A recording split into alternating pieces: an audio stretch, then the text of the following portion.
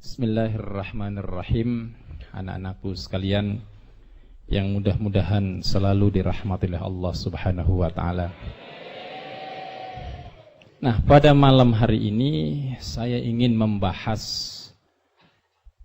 tentang negara superpower yang dianggap menjadi kekuatan baru di dunia, yaitu Cina. Dulu ada ungkapan, bahkan dinisbatkan kepada Rasulullah sallallahu alaihi wasallam, utlubul ilma walau bisin. Tuntutlah ilmu walaupun di negeri Cina. Kenapa demikian? Karena sejak dulu Cina sudah menjadi kekuatan dunia, negara yang mempunyai kemajuan di bidang kedokteran dan juga di bidang perdagangan. Kalau kita cek sejarah, pada masa dinastihan, Cina menjadi negara produsen dari sutra dan juga produsen dari porselin. Kita bisa keliling ke seluruh dunia. Produk-produk dari Cina itu bisa ditemui di seluruh belahan dunia, khususnya porselin. Kalau ada piring-piring yang kecil itu, sampai di Indonesia juga banyak, di beberapa negara juga banyak, itu produk Cina. Sutra, kemudian karpet, itu sudah diproduksi oleh Cina. Bahkan semenjak dinastihan sampai abad ke-17, Cina ini merupakan negara yang memiliki kekuatan di bidang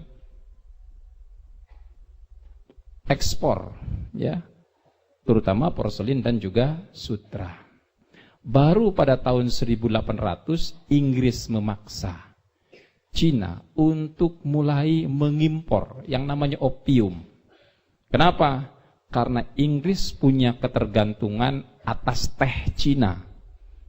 Seluruh teh yang digunakan di Inggris itu berasal dari Cina. Pembayarannya menggunakan opium. Jadi ini awal mula kekuatan Cina sebagai produsen, sebagai pengimpor, pengekspor berubah. Mulai mengimpor barang-barang. Dan perkembangan dunia ketika itu Barat menjadi sebuah kekuatan, terutama Amerika dan Eropa, Cina tertinggal. Ketertinggalan Cina itu merupakan sejarah masa lampau. Namun hari ini Cina menjadi negara terkuat di dunia, khususnya di dalam bidang ekonomi, dalam bidang militer, termasuk di dalam bidang teknologi. Dulu kalau kita membayangkan Cina ini negara yang banyak memproduksi teknologi, tapi teknologinya adalah teknologi jiplakan. Dia bisa membuat motor, dia bisa membuat HP, dia bisa membuat flash disk, bisa membuat komputer, tapi semuanya teknologi jiplakan tanpa inovasi. Dan dikenal produk-produknya adalah produk yang cepat rusak. Maka orang a priori dengan produk-produk Cina.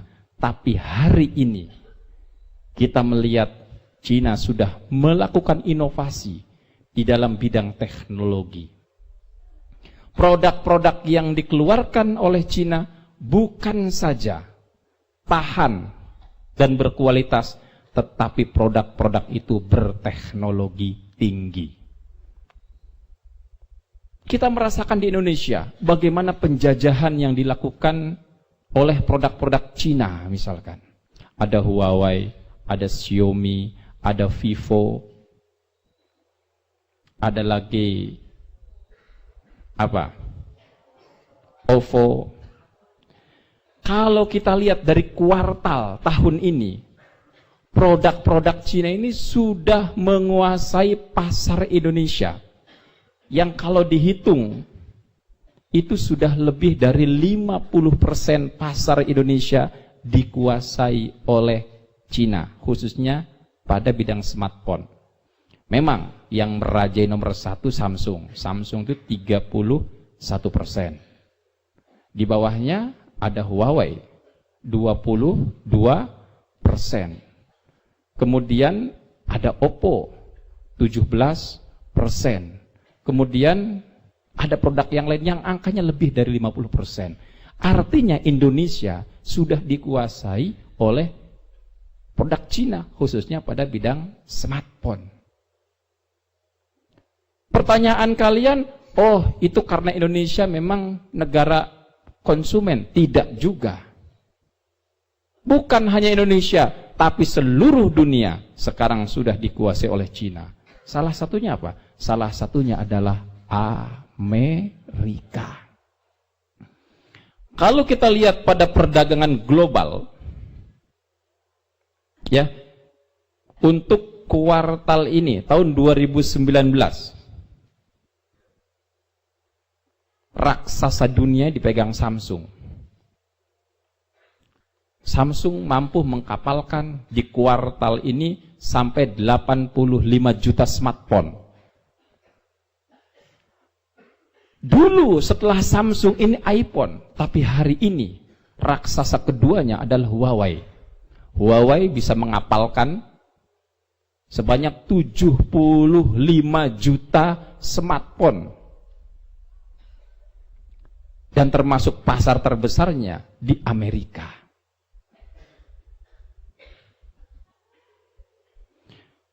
Begitu raksasanya. Baru yang ketiga, iPhone. Yang keempat, kelima, keenam, semuanya produk Cina.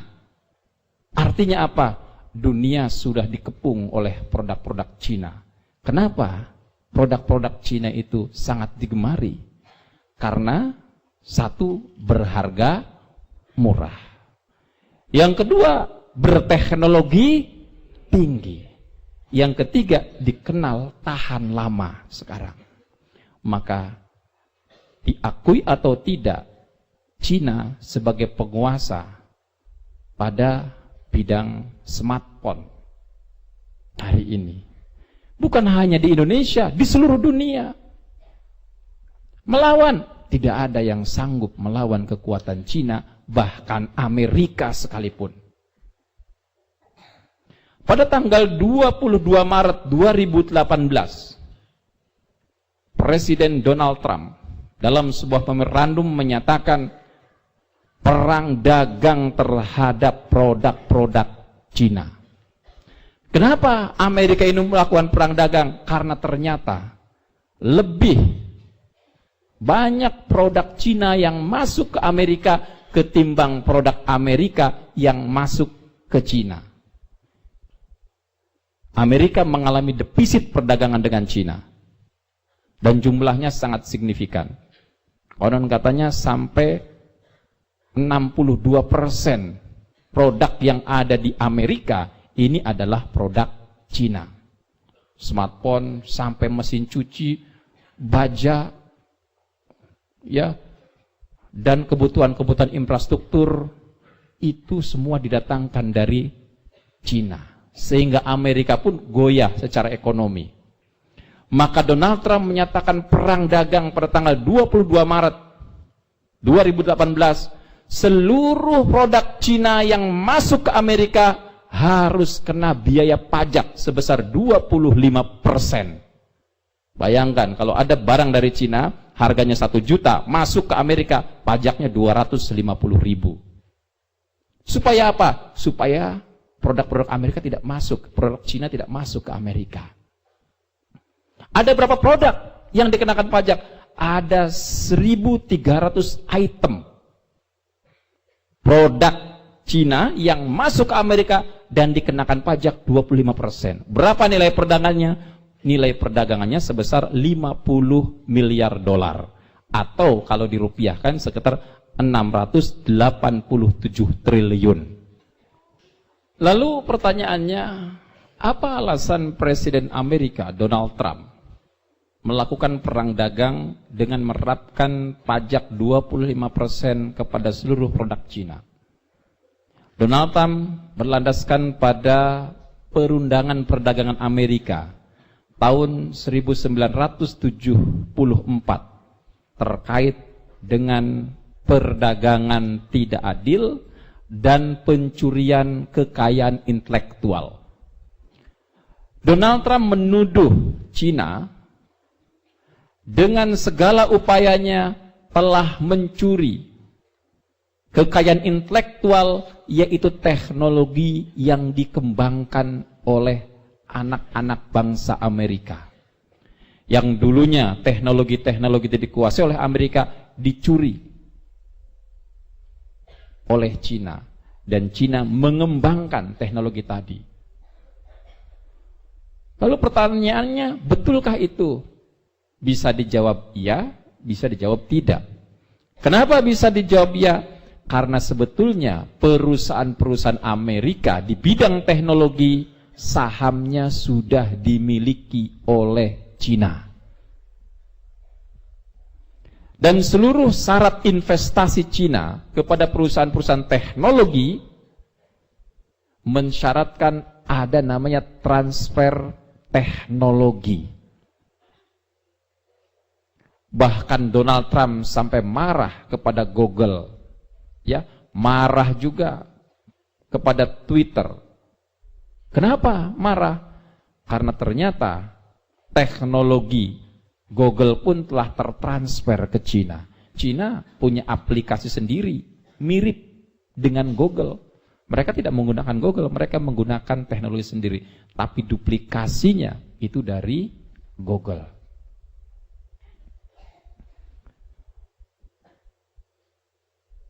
Jadi bukan hanya itu saja, berbagai teknologi. Bahkan disinyalir di dalam teknologi militer, senjata-senjata yang hari ini dikembangkan oleh Cina, itu adalah penyempurnaan dari seluruh teknologi yang sebelumnya dimiliki Amerika. Dan yang namanya penyempurnaan tentu lebih baik. Pentagon dalam surat rahasianya yang diungkap oleh Wikileaks menyatakan bahwa Cina hari ini menjadi kekuatan militer di dunia, bahkan sudah menyalip Amerika berkat pencurian kekayaan intelektual Amerika. Melalui apa? Melalui orang-orang Cina yang bekerja di Amerika dan melalui investasi Cina pada perusahaan-perusahaan persenjataan. Bayangkan bagaimana Cina tidak bisa menduplikasi. Kalian pernah lihat produk iPhone? Pernah nggak, nak? Kalau kalian buka iPhone, di belakangnya made in mana? Padahal perusahaannya punya, tapi diproduksinya di mana? Di Cina. Artinya apa? Cina bukan saja memindahkan tempat produksi, tapi telah mengambil teknologinya. Maka hari ini tidak aneh kita beli smartphone Cina seharga 3 juta, bisa ngalahkan Samsung seharga 11 juta, dan mengalahkan iPhone seharga 18 juta. Karena dalam pengembangan teknologi yang paling mahal itu adalah risetnya. Kalau barang sudah jadi hasil riset kemudian ditiru, berarti kan tidak butuh dana riset, jadi murah harganya. Beda halnya perusahaan yang mengembangkan riset terlebih dahulu, tentu berbiaya sangat mahal. Ini yang membuat Cina sangat cepat dinyatakan oleh Donald Trump bahwa Cina telah melakukan pencurian kekayaan intelektual berdasarkan pasal perundangan perdagangan 174. Ini telah melakukan perdagangan yang tidak adil, maka Amerika melakukan perang dagang. Cina pun tidak mau kalah. Cina pun menerapkan kebijakan yang sama, 25% hari ini Semua produk dari Amerika masuk ke Cina dikenai pajak 25% sama. Sayangnya produk Amerika masuk Cina sedikit. Yang paling banyak kedelai, kacang, bukan di teknologi malah. Baja juga uranium ada sebagiannya, hanya produk-produk yang tidak begitu penting. Beda halnya, barang Cina masuk ke Amerika ada 1.300 item. Maka hari ini kalau ditanya, mana kekuatan dunia? Kekuatan dunia adalah Cina. Hanya di bidang smartphone? Tidak, di bidang militer sudah menguasai. Bahkan Pentagon telah merilis beberapa senjata, ya, dari mulai tank yang lebih canggih dari milik Amerika, merilis tentang rudal yang berkecepatan suara yang dimiliki oleh Cina. Ya, jadi begitu perkasanya di bidang militer. Pentagon itu telah membuat sebuah warning. Kekuatan Cina akan membahayakan keamanan dunia di tahun 2025. Kenapa? Karena dengan kekuatan militernya dia bisa menjadi negara adik kuasa yang bisa dengan semena-mena termasuk akan menguasai Taiwan, ya, yang menjadi ancaman, ya. Nah, kalau kita lihat bukan hanya pada senjata. 3 minggu yang lalu saya membaca di detik.com tentang satu perusahaan otomotif Cina yang ada di Indonesia, namanya Wuling. Dia memiliki 2 produk mobil, namanya Convero dan Cortez. Yang Cortez ini mobil yang standar teknologi dan kualitasnya sekelas dengan CR-V. CR-V dibanderol 500 juta, tapi Cortez dibanderol 268 juta dengan teknologi yang sama.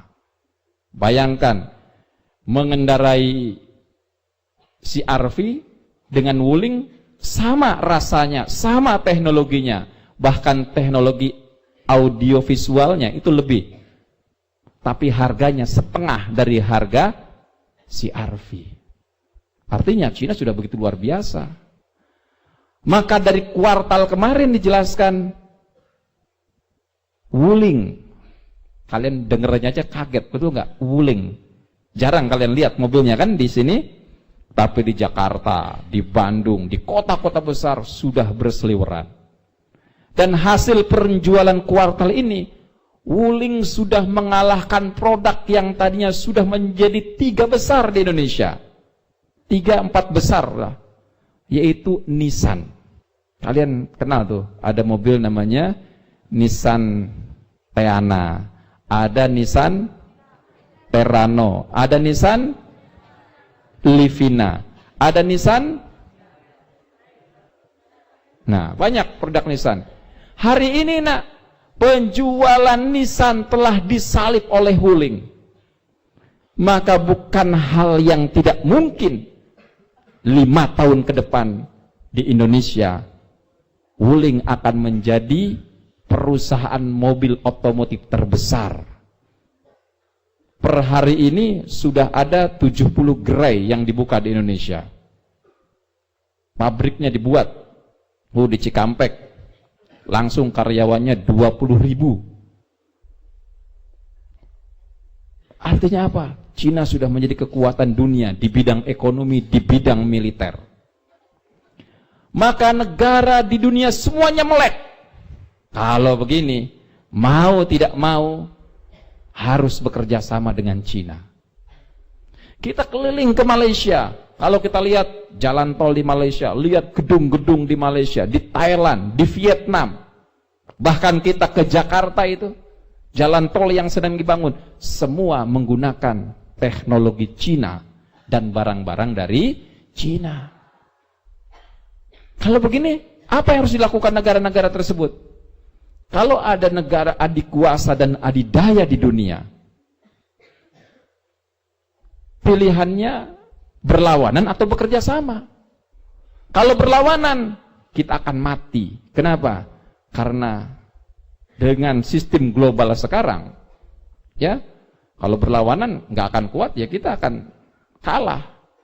Maka sekarang negara-negara lebih banyak memilih bekerja sama dengan Cina. Arab Saudi menandatangani kontrak berapa? 90 miliar dolar baru saja. Qatar menandatangani, hampir semua negara Arab termasuk Indonesia. Ini adalah sebuah realitas yang tidak bisa ditolak oleh negara di dunia. Yang berani melawan Cina hanya satu negara. Negara apa?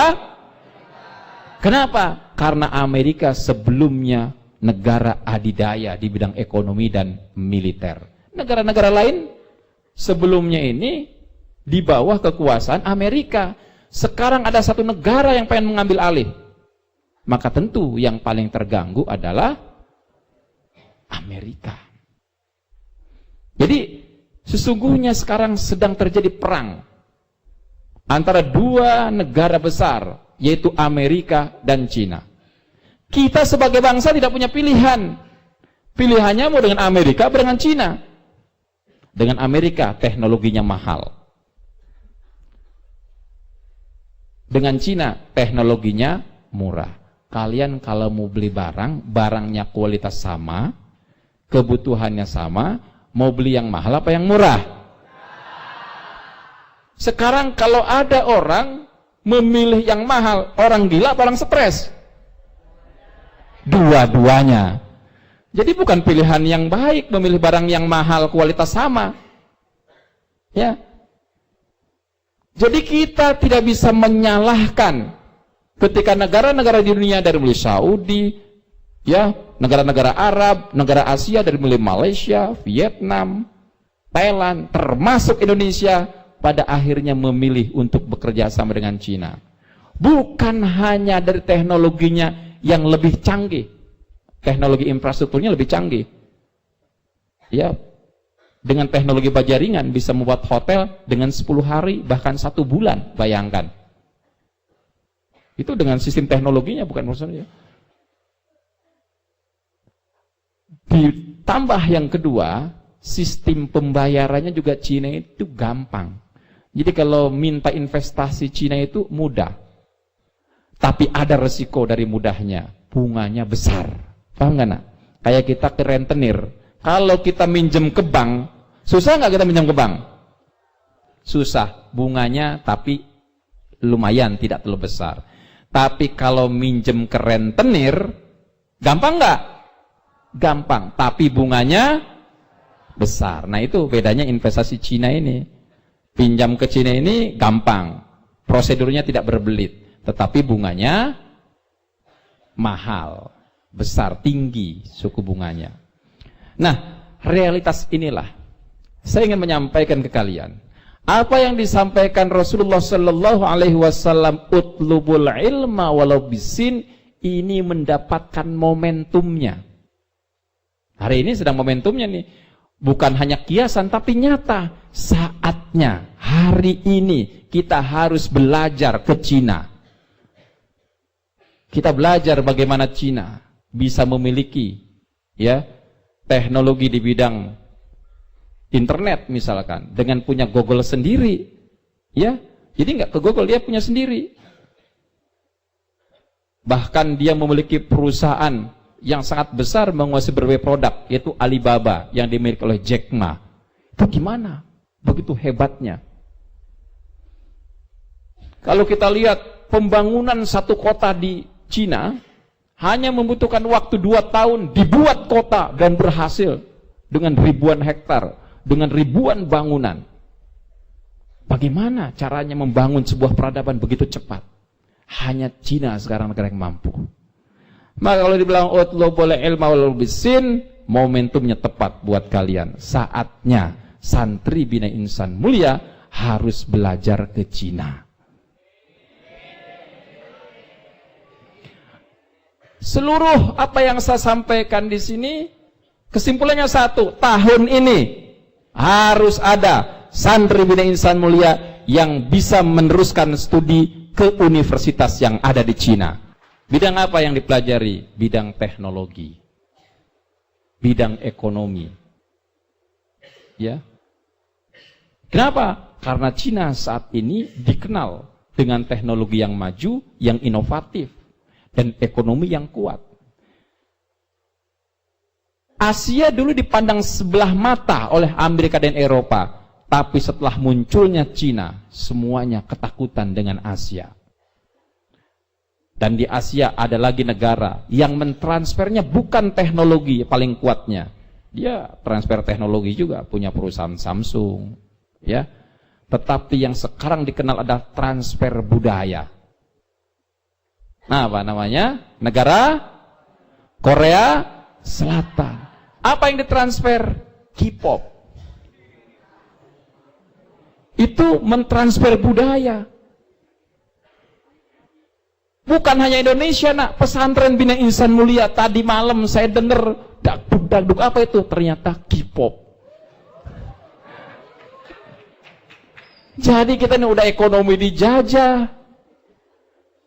ya, teknologi dijajah, budaya pun dijajah. Lalu, oh ini karena Indonesia negara yang lemah? Tidak.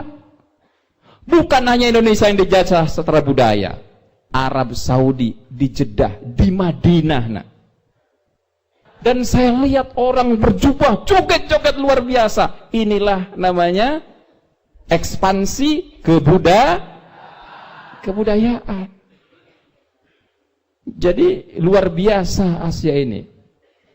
Luar biasa hari ini. Asia menjadi kekuatan dunia. K-pop kalau masuk ke Amerika, ke mana wajar. Ini masuk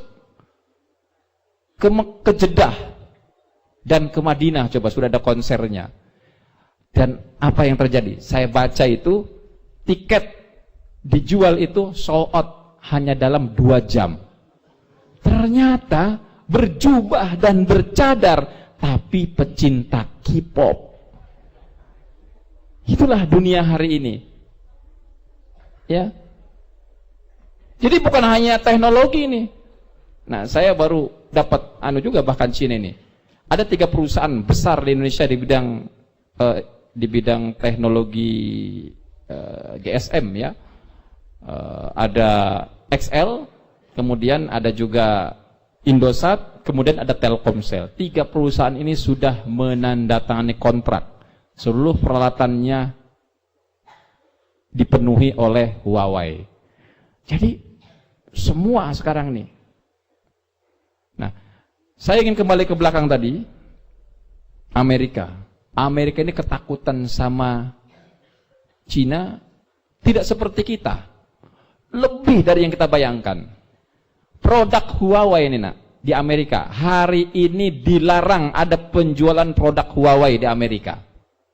Kenapa? Karena disinyalir produk Huawei itu memata-matai seluruh aktivitas orang Amerika melalui produk-produk Huawei. Sudah diselipkan teknologi mata-matanya di seluruh produk Huawei. Namanya sekarang dilarang. Jadi kalian bisa bayangkan, kalau ada orang yang sekarang mulai berkiblat ke Cina, itu bukan kesalahan. Dunia itu menemukan momentum-momentumnya. Di saat dulu kekuatan Islam menguasai dunia, orang Eropa belajarnya kemana? Ke Islam. Lihat di Cordova. Ketika Islam menguasai dunia, berbondong-bondong orang Eropa belajar ke Spanyol untuk belajar peradaban. Ketika Amerika dan Eropa maju, berbondong-bondong orang sedunia, termasuk Cina, belajar ke Amerika. Boleh tanya Dr. Ferry, tidak ada kampus di Amerika kecuali dipenuhi oleh orang-orang Cina. Sekarang baru panen. Kalau kita tertutup, kapan kita mau panen? Saatnya kita mulai belajar ke Cina. Kenapa? Satu saat kalau berbondong-bondong dari Indonesia belajar teknologi Cina tadi, mungkin Indonesia akan panen seperti Cina setelah belajar di Amerika. Jadi kampus-kampus Amerika itu isinya orang Cina. Termasuk nanti ada kakak-kakak kelas kalian yang belajar ke Turki. Di Turki itu mahasiswa terbesarnya juga dari Cina, masuk luar negerinya. Artinya Cina sedang ekspansi ilmu pengetahuan. Cara yang sederhananya, dia kirim generasinya belajar di mana-mana. Nah, kita ini kalau mau belajar ya harus punya prinsip. Sekarang ya, telur dari apa? Tahu kenapa dimakan? Karena yang dikeluarkan barang yang bagus dan enak. Sekarang dibalik, tai kotoknya nggak usah makan. Ada nggak yang berani ngejilat? Saya kasih 1.100.000. Oke, saya tanya, kenapa kalian nggak berani menjilatnya? Kan sama keluar dari dubur ayam. Karena yang dikeluarkan barang yang jelek. Jadi kita tidak perlu melihat keluar dari mana. Yang penting apa yang dikeluarkan. Maka ada istilah bahasa Arab, unzur maqala wala tanzur man qala. Lihatlah apa yang dikeluarkan, bukan lihat siapa yang mengeluarkan. Ya, negara Cina negara komunis, ya biarin aja mau komunis. Amerika juga sama, negara kafir. Sana kafir, sama-sama kafir. Tapi sekarang kita bicara tentang penguasaan teknologi, tentang ekonomi. Di saat hari ini kita tahu bahwa Cina sedang menjadi kekuatan dunia dan terdepan. Maka kita harus belajar. Itu Rasul itu ketika keluar kalimat utlubul ilma walau bisin, orang Cina itu kafir, tapi mengajarkan kepada siapapun, tidak peduli dia kafir. Kalau apa yang dia keluarkan adalah hal yang positif, kita harus belajar. Bahkan sebaliknya, sesuatu ya yang keluar dari orang yang muslim sekalipun, tapi yang keluar jelek, ya nggak perlu ditiru.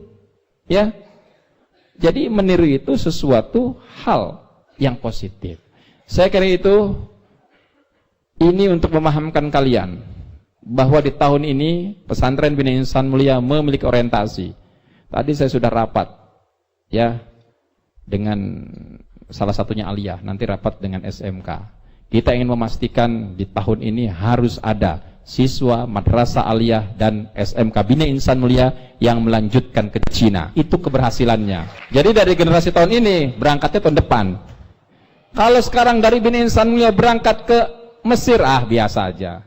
Ke Turki, biasa aja. Kan bukan pusat teknologi. Tapi kalau ada berangkat ke Cina, baru keren. Begitu ya. Kenapa? Belajarlah ke tempat di mana teknologi itu berkembang dan menguasai dunia. Dari dulu, tempat dan pusat belajar itu adalah tempat teknologi. Ya. Jadi anak-anak sekalian, ini saya kira penyampaian dari saya ke kalian semua malam ini untuk mengubah wajah pesantren ini untuk betul-betul mempraktekkan istilah-istilah atau ajaran-ajaran atau nilai-nilai yang dikembangkan oleh Rasulullah Sallallahu Alaihi Wasallam dan oleh para ulama Islam. Anak-anakku sekalian, santriwan, santriwati Pondok Pesantren Bina Insan Mulia, terima kasih banyak atas perhatiannya. Sekian anak sekalian, wallahul muwaffiq ila aqwamit thoriq. Wassalamualaikum warahmatullahi wabarakatuh.